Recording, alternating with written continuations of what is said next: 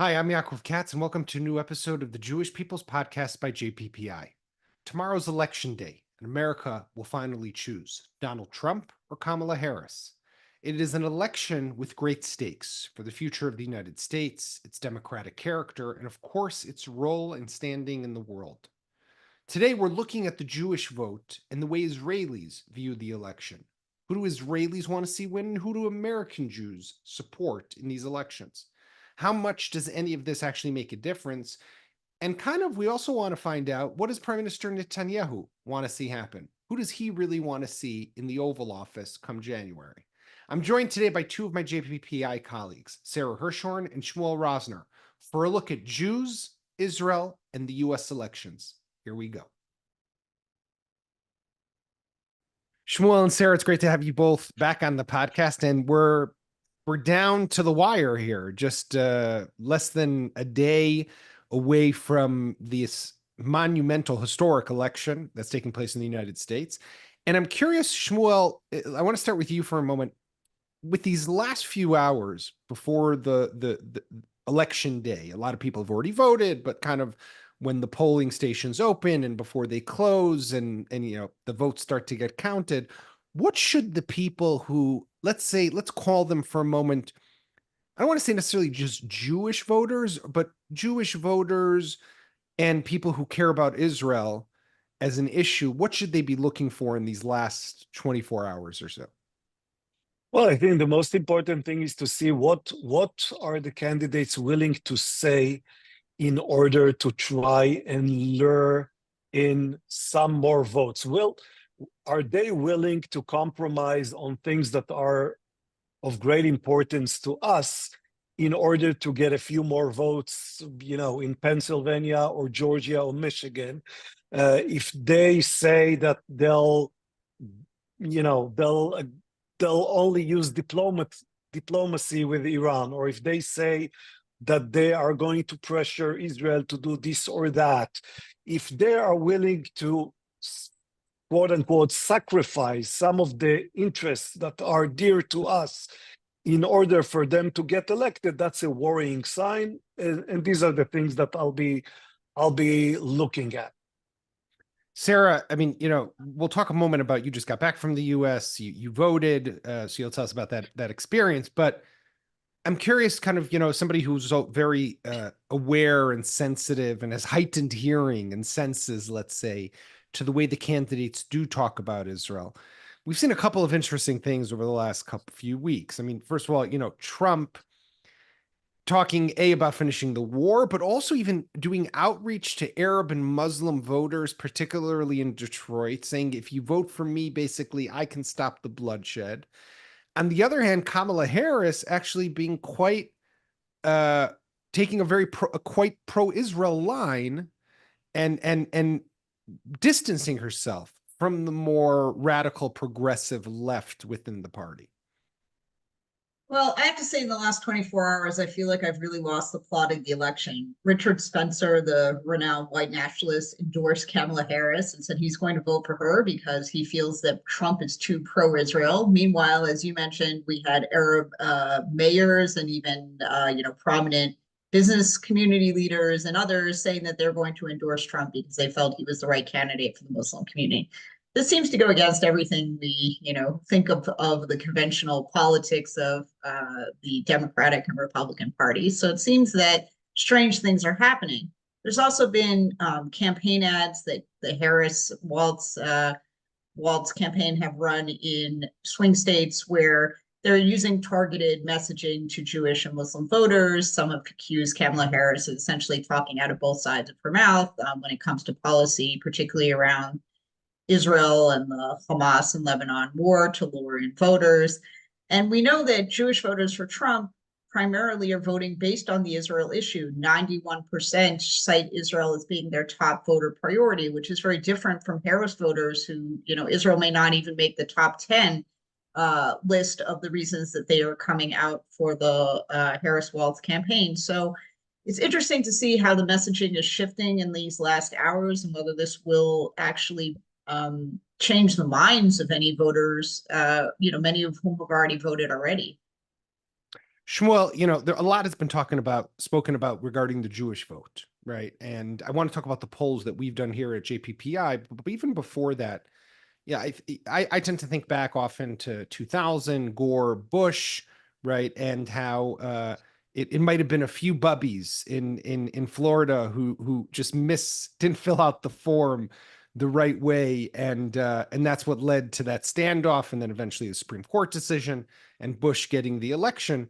But here, it does actually seem once again in every election, the Jewish vote matters in swing states, and you got the Philadelphia Jewish community and the Detroit Jewish community, and maybe even the Milwaukee Jewish community in Wisconsin. But it seems now that it's more important, really, than past elections. Is that real? Well, it's more important in the sense that when the elections are tight, every vote counts, and if on some marginal issue, and we need to be humble here. Our issue is still a fairly marginal issue in the overall story of the 2024 election. But even a marginal issue can have huge impact. If there are 10,000 people who vote on whatever, the cost of candles in some bizarre situation, they might impact the result of the national election. So yes, 30,000 Jews in Pittsburgh or 30,000 Muslims in Dearborn, Michigan can change the election, but I think it is still important, even essential, for us to remember that we are on the margins of this election. Americans, by and large, vote on the economy, on abortion, on democracy, on immigration, of course. They don't vote on Israel and Gaza. And I would not want to be in a position in which I insert myself into center stage and say, oh, look, everything is about us. It's not about us. Americans need to make their choice and look at the issues that matters to them. And we, certainly here in Israel, we are impacted by the elections. We don't have impact on the elections. And that's important to remember. So, Sara, tell me from, just what talking to people, American Jews, and your assessment. Where does Israel fall on that list of priorities? Is it in the top 5 for many of them? Is it in the top 10? And by the way, I'll just preface by saying, because I get asked this question often, and I know that probably Shmuel does as well, Israelis have difficulty understanding how is it that American Jews don't vote as Israel being their number one issue, right? It's like, it's so strange and alien for the Israeli citizen not to understand how someone can be Jew in Pittsburgh or in Detroit and not care. Well, I don't want to say not care about Israel, because they could very much care about Israel, but not vote for what's best for Israel. Absolutely. So, I mean, I could give you a vignette from my parents' very heterodox Orthodox synagogue in Western Massachusetts, which is a little bit off the derech of the conventional American Jewish community. And you have very strong liberal democratic base there who are concerned about future of democracy for the women, about reproductive rights. Everyone, of course, is worried about the economy. And the Trump voters there are largely concerned about Israel, and particularly for those who are parents of college-age children, the crisis of anti-Semitism on university campuses in the United States. And they're voting based on those priorities. And the discussions there are, like parallel universes in terms of whose interests are secondary to others. At the same time, I did notice a very strong shift since 10/7. I drove around my parents' hometown and I took a look at the signs on people's lawns. And you're seeing, I think, a kind of phenomenon of the American Jewish awakening since 10/7, and for some traditional liberal democratic voters, the realization that anti-Semitism in Israel has suddenly moved up in the list of priorities. I noticed my neighbor across the street from my parents put a Trump sign on their lawn, days before I left. This was someone I'm, reasonably certain has voted for the Democratic Party for most of their life, but since 10/7 has become very, very active in pro-Israel causes, also has hostage signs, "We stand with Israel" on their lawn next to the Trump Vance poster. So I think maybe this indicates something of a shift. And this is in Massachusetts, a very liberal area. So I can only imagine what this looks like in other parts of the country. Shmuel, let's talk for a moment about the polls that we recently did here. So we found that we did a poll also about Israelis and what their sentiment is, which candidate they would prefer, but also a poll. We used our Kol Ha'am panel, our Jewish Voice panel, and looking at what is the sentiment among American Jews. So break down for us what were the findings in both of these surveys. Well, by and large, among American Jews, and this was mentioned before, we see a split of about 65-35 for Harris, which means that Harris is going to get less than Joe Biden 4 years ago, but she's going to get the share of votes that is not far from the traditional share of votes that Democratic candidates get in the United States. We should keep in mind that for many years now, almost every election, we hear this tune of, well, this time the Jews are truly going to shift. I remember this, this tune in the year 2004, after 9/11 and the beginning of the Second Intifada, and people were saying, well, now all Jews are going to vote for Bush and not for John Kerry. It didn't happen. I remember hearing this tune again in 2008 when it was the McCain versus Obama, and people were thinking, well, many Jews aren't going to vote for Barack Obama, especially after the incident with his pastor, Jeremiah Wright, and some other issues. But ultimately, most Jews, 75% of them voted for the Democratic candidates. This time might be slightly different. It's not going to be dramatically, I don't suspect it's going to be dramatically different. We don't see it in our poll. I look at other polls. Again, it's around the 65%, 70% of Jews are going to vote for the Democratic candidate. It could have been interesting to see someone other than Trump running as the Republican candidate in this election. Had it been, I don't know, a Marco Rubio or I don't know, name a more traditional Republican candidate, could have been more challenging for the Democrats in this election. But the dominance of Trump, his character, his many advantages and faults, are a cause for many Jews to say, well, we do care about Israel.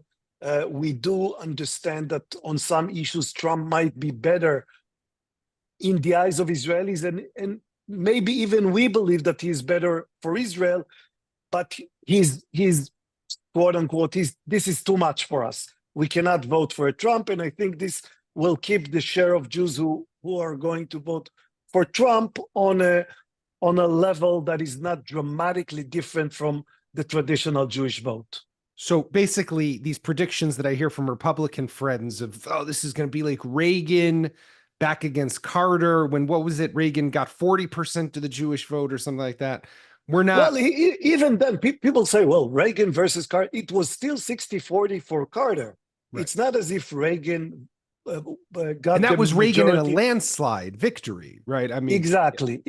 And again, had it been a Reagan versus Kamala Harris, things might have been different. But we don't have a Reagan. We have a Donald Trump. And Donald Trump has his own baggage. And this, again, this will constrain the share of Jewish votes that he will get. Okay. So let's talk about the candidates for a moment. And I'm going to ask you guys for a prediction. We'll get to that at the end, so you can start to already formulate what answer you want to give to play it safe. Are we starting a betting pool? At No. JPPI? We already have the JPPI betting pool. I'm surprised we haven't gotten you in on it. No, but thinking about the candidates, I mean, Shmuel was talking about how, yes, we have Donald Trump against Kamala Harris. they both are flawed. They both have, especially when it comes to Israel, right? And they both have their issues. Sara, break down for us kind of how do you view where they stand on Israel and who might be better for the country? Well, I think Kamala Harris, first of all, we should say this is a contest really of personality, and the results of the Democratic Party being wedded to a particular set of candidates, whether that be Trump and the Republican Party's failure to demagify itself over the past 4 years, or the decision by the Democrats to not have an open Democratic primary, even when it was clear that Biden was, uh, becoming increasingly untenable for the next 4 years, but to, remain with the platform and then just switch to the vice president as the presidential candidate as time went on. So you have a contest of personality rather than any kind of program or policy platform being debated here. And most Americans are really not interested in the substantive issues. They just think this is a war of, democracy versus chaos, and are choosing accordingly. And you also hear the sentiment that, I'd rather vote for a potted plant than vote for Trump. So what Kamala thinks about Israel almost seems irrelevant, especially to many American Jews. But it's hard to say really where they both fall. Kamala Harris has made some, I think, paid lip service to guaranteeing Israel's safety, but I think there's might be a catch to many of these remarks. What does that mean in substance? What kind of weaponry will the United States sell to Israel in the future? Will it be offensive weapons or only defensive weapons? Will the future Harris-Walz administration vigorously confront Iran? Will they continue negotiations to try and release the hostages? What are they going to do about domestic problems of anti-Semitism, particularly on university campuses, but otherwise in its relationship to what's happening here in Israel? I don't think we've heard very much. From Trump, you hear much more, I guess we can almost say like kind of pugilistic statements. This is sort of Trump's stance on many issues, is that he is the strong man of the Middle East amongst many other areas of foreign and domestic policy. This is substance of what Trump hopes to do, other than, finish the job, whatever that means, and maybe giving Netanyahu a less restrained hand when it comes to Iran, is very uncertain. Trump, I think, is also a very unpredictable character. So anything he says today may not be valid tomorrow. And it'll also depend largely, I think, on the circle of advisors that surround him in the next administration. It's not clear that those influential figures, David Friedman, Jared Kushner, others, Mike Pompeo, will return. And we don't really know who Trump will surround himself with and what his philosophy will look like. Whereas the Harris campaign, I think we have a better idea. But for many people who are voting for a pro-Israel line, that may be quite alarming. Those are people like Phil Gordon or some of the old Obama figures who are, I think we can say, at least marginally mired in scandal over issues about Iran, about former Middle East policy questions. So we'll really have to see what happens, I think, in action rather than in the lead up to the elections. Shmuel, Sara mentioned the people who surround the candidates, right? And that is always going to be an issue, because even if Trump, let's say, were to flip on Israel, which is what some people say is a bad relationship, doesn't really trust Netanyahu these days, we can still look at the people who surround them. So, I mean, when you look at that, your analysis of the people surrounding Trump, the people surrounding Netanyahu, Kamala Harris, sorry, what would be better for Israel? And also, let me break it down even to one extra layer. What would be better for Netanyahu? And what do you think Netanyahu actually wants here? Well, in both cases, we have the character of the candidates and their tendency to pick people that is going to be part of an overall outlook on this. Let me restart. I'll frame the issue in the following way. Israel has two choices to make. It has to make a choice between the short term and the long term. In the short term, as Israel fights a war, it seems as if Donald Trump is the easier candidate to deal with.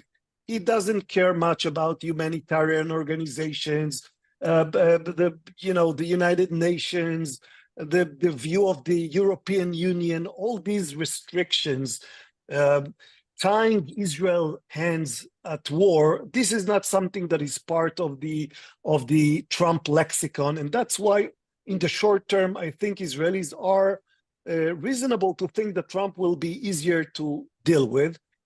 But then we have the long term. And in the long term, for Israel, it is better to have an internationalist as president of the United States and not an isolationist.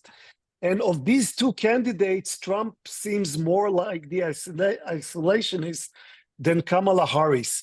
So maybe the choice we have here is, do we prefer the candidate who gives us the advantage, the short-term advantage, or do we prefer to see the long-term advantage? The second choice, and it's similar in some way, is the choice between the predictable and the unpredictable. Kamala Harris is going to be, from what we see, she's going to be a mainstream president. She will not go above certain level of support for Israel. She will not go below certain level of support for Israel.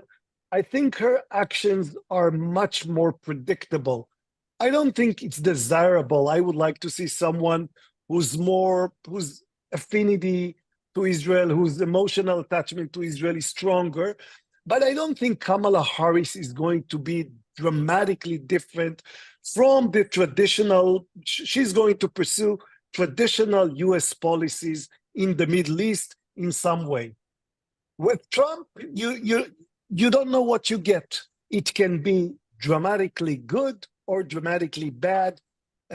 It doesn't have to be traditional in any sort of way. So again, long-term versus short-term, predictable versus unpredictable. This is where I see the two candidates, and it's a real dilemma for Israel. For Netanyahu, well, I think Netanyahu currently looks mostly at the short term, and that's why he would pick Trump over Kamala Harris. But again, for Israel as a country, I'm not sure that's necessarily the right choice.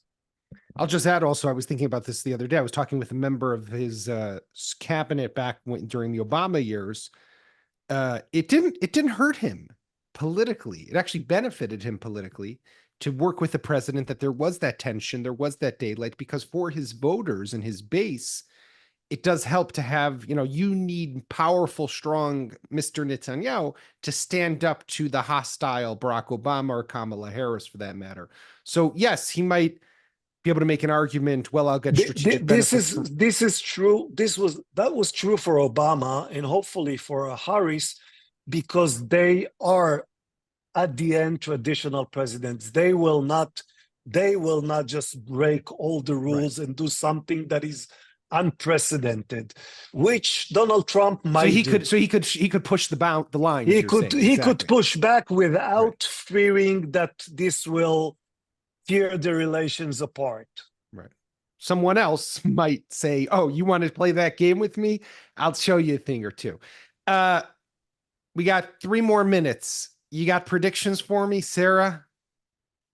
I'm not quite as convinced as Shmuel that Kamala Harris is going to be such a traditionalist. I think she faces a huge amount of pressure from the growing progressive wing of the Democratic Party, from, the squad, which has expanded dramatically even during the Biden presidency. And I don't know where it's going in the future. They've suffered obviously some, congressional defeats, but I think that the base obviously has become important in that regard. And I think we'll see more, candidates in the halls of Congress who also subscribe to that ideology. So I'm a little worried that she's going to move further to the left than Biden in a fairly significant way. But, time will tell.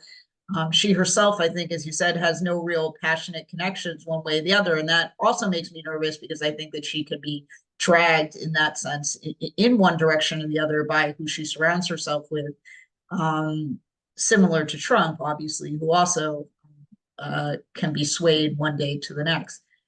Predictions. Shmuel, what are you thinking? Well, my prediction is that Jill Stein isn't going to win the election.